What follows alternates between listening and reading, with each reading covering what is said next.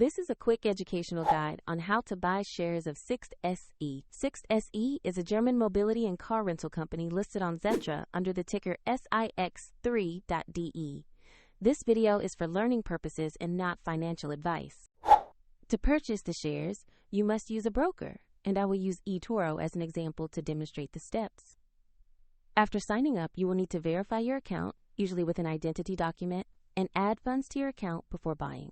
Use the platform search box and enter the ticker Sixt.de to locate the listing. Select the result that matches Sixt SE to ensure you have the correct stock.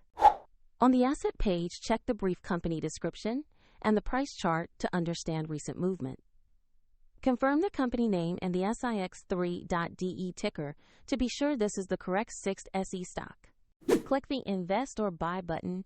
Choose the amount you wish to purchase, and carefully review the order before confirming.